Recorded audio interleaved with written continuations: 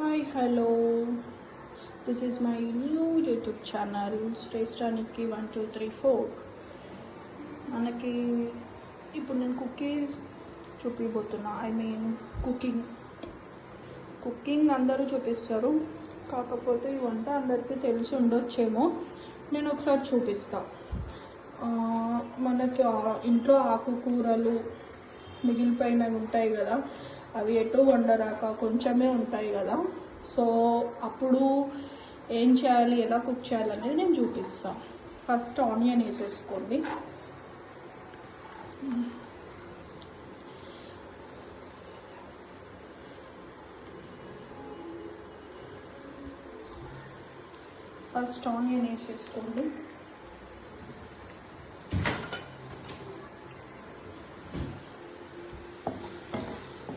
తర్వాత ఇలా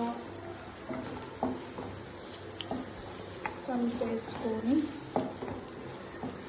కొంచెం కరివేపాకు యాడ్ చేసేసుకొని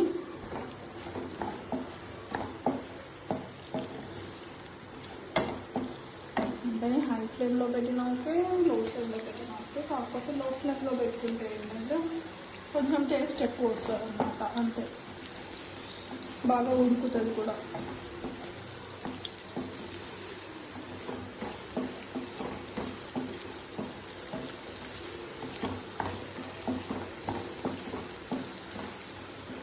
ఆనియన్స్ కొంచెం ఎక్కువ గ్రే కాకుండా నార్మల్ మీడియం అయ్యేలాగా వేసుకొని, తర్వాత అల్లం పేస్ట్ వేసేసుకొని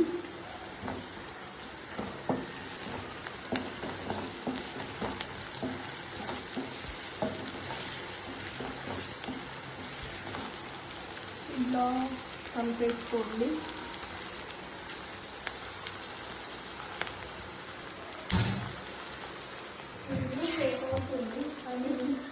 ఒకే హ్యాండ్లో పట్టుకొని తీసుకుంటే కొంచెం ఇబ్బంది అవుతుంది.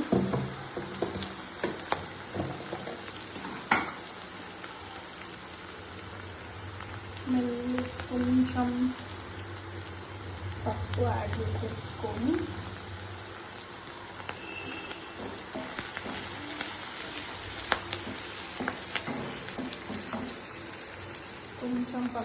చేసేసుకొని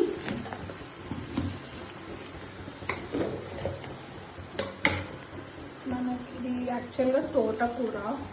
ఇప్పుడు తోటకూర చాలా ఇచ్చేస్తున్నారు 20 రూపీస్కే. సో అది ఇదే అని కాదు, ఏదైనా మిగిలిపోతుంది కదా. సో మనం ఇప్పుడు డిఫరెంట్గా చేసుకున్నాం. చాలామందికి తెలిసే ఉంటుంది, అయినా మళ్ళీ చూపిస్తున్నాను నేను.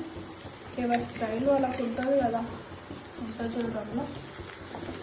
సో ఇది దగ్గరకు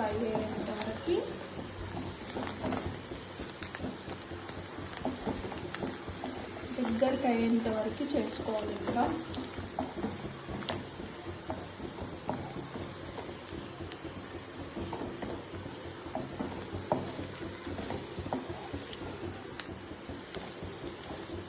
ఓకే, ఇప్పుడు తర్వాత ఇది కొంచెం మనం మూత పెట్టేసుకుందాం, క్లోజ్ చేద్దాం కొంచెం సేపు, ఒక 4-5 మినిట్స్. ఓకే, ఇప్పుడు మనం 5 మినిట్స్ అయిపోయింది కదా, మూత పెట్టేసుకున్నాం కదా. ఓకే, కొంచెం ఇందులోకి కొబ్బరి పొడి లైట్గా వేసేసుకొని, ఎక్కువ వేయడానికి మటను చికెను కాదు కదా, కొంచెం ధనియా పౌడర్ కూడా లైట్గా వేసుకున్నట్టు వేసుకొని కలిపేసుకోవాలి. ఇట్లా పొడి ఎగ్ కర్రీ తోటకూర రెడీ. దీన్ని దోశకి, చపాతీస్కి, పెసరెట్కి, ఎనీథింగ్ రైసెస్కి, ఎనీ ఫ్లేవర్ రైసెస్కి కూడా తినొచ్చు. బాగుంటుంది. మనకు అది సగం ఇది సగం ఉంటుంది కదా. సో ఇట్లా వండేసుకుంటే టేస్ట్ కూడా ఉంటుంది. పిల్లలు ఉన్న వాళ్ళు అయితే చాలా బాగా తింటారు. Okay, see you, bye bye. Like, share and subscribe to Staystanicki 1234 YouTube channel. Comment in the box. Bye bye.